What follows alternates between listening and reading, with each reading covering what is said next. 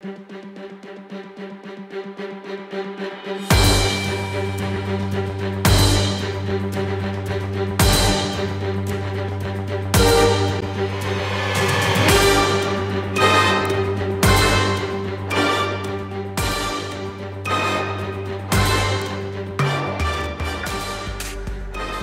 des meilleurs ouvriers de France parce que potentiellement il peut y avoir plusieurs lauréats sur une session. C'est un professionnel qui a la compétence sur le fromage et une réelle expertise sur la connaissance produit. Ça fait environ 1 an et demi, 2 ans qu'on travaille avec une commission sur le concours. Aujourd'hui, 26 candidats, plus de 45 membres du jury et sans oublier les nombreux bénévoles qui sont venus nous aider parce que c'est vraiment très très difficile. On a vu, on est dans l'espace Rungis qui est quand même une salle assez grande et pourtant Dieu sait qu'on n'a pas trop de place.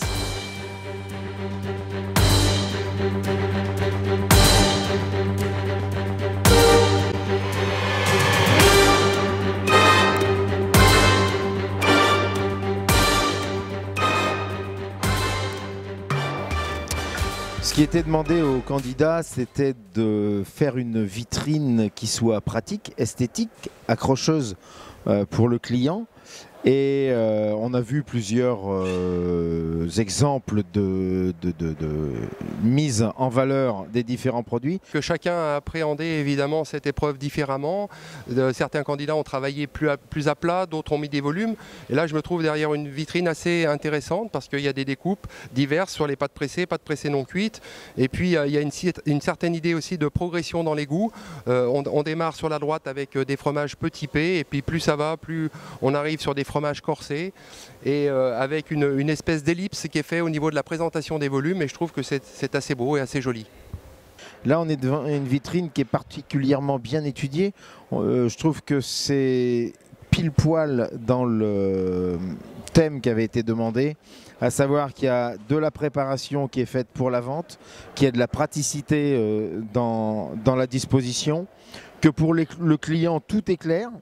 Les chèvres sont disposées ensemble, les pâtes pressées ensemble. On retrouve les pâtes persillées également et les pâtes molles. Voilà, il y a une jolie lecture de l'étalage.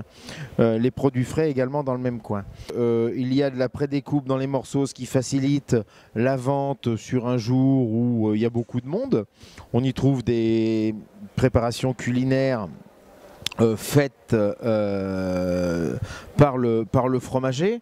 Voilà, il y a vraiment un beau choix bien éclectique qui peut donner satisfaction à n'importe quel consommateur. En place pour faire un petit peu de volume, comme vous le voyez. Et après j'ai fait une vague, donc la hauteur des pâtes pressées cuites est redescendue tout en vague comme ceci, voilà. Donc grosse pièce d'un côté et on finit par des petites pièces. Donc pâtes cuites, pâtes pressées non cuites. Là j'ai mis les croûtes lavées. Là j'ai mis les croûtes fleuries et les chèvres. Derrière on a mis tout ce qui est beurre, crème et cervelle de canut, spécialité lyonnaise. J'ai commencé entre autres par un gorgonzola à la cuillère. Je voulais que ça soit vraiment mon produit phare, parce qu'on n'en trouve pas partout, entre autres. Autrement j'ai voulu partir sur des produits un peu partout de la France, on va dire. La Corse, entre autres, avec le brin du maquis, la région PACA avec le Banon. C'était un fromage obligatoire, mais j'aurais bien aimé le mettre, personnellement. Et puis, forcément, des fromages de la région où j'habite et qui me tiennent particulièrement à cœur. J'ai voulu quand même faire des choses assez minimalistes, pas faire trop de découpes. Et en même temps, j'ai voulu rester assez dans le côté fromage facile à prendre, facile à vendre. Alors, le moment le plus difficile pour moi, ça a été vraiment les 10 dernières minutes de la vitrine. Parce qu'il m'a manqué du temps, j'aurais bien aimé faire plus de choses.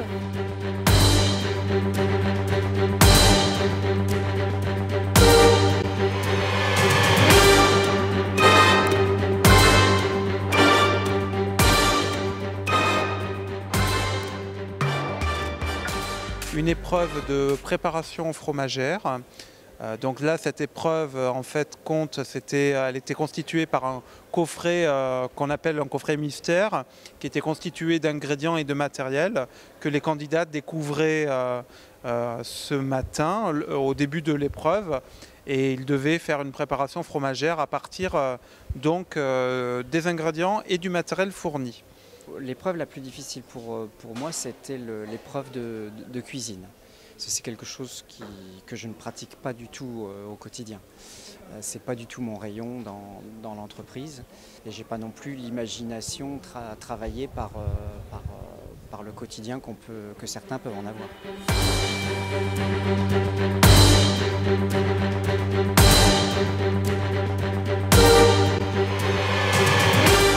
Un oral de vente, on a voulu vraiment recentrer la qualification du concours sur le métier de crémier fromager et les essentiels du métier. Oh, je suis tombé sur une cliente qui voulait faire un repas fromage pour 4 personnes, mais avec des petits appétits, c'est-à-dire que j'avais tendance à proposer des portions un peu copieuses parce que je me projetais un peu moi-même sur un repas fromage où on mange vraiment du fromage. Et là, j'ai dû freiner un petit peu sur la taille des portions et elle avait peur qu'il lui en reste. Et qu'est-ce que je fais avec les fromages qui me restent? Combien de temps je les garde? Est-ce que je peux les recuisiner, etc. Enfin, c'était pas non plus une grosse difficulté, mais c'était voilà, des clients avec un appétit de moineau. Que j'étais en oral, donc dans sketch de vente, et donc ça veut dire que j'en ai eu 6.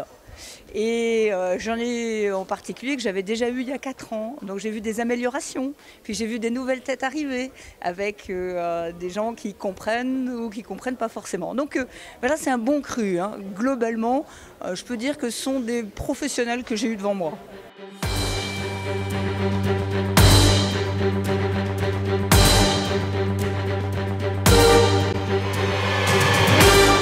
Sur l'épreuve d'anglais, est-ce que ça s'est bien passé sur ton option anglais? On est face à une dame qui a un plateau de fromage, de sélection de 5 fromages. Et puis elle nous pose quelques questions et puis on parle de fromage, tout simplement en fait, ça fait une conversation. In this plateau, in this plate, there is Comté, the best cheese of the world.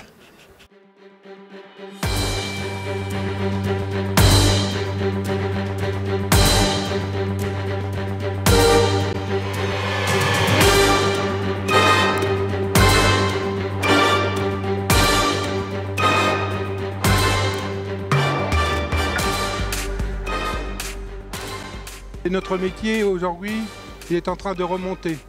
Il faut l'attirer vers l'excellence.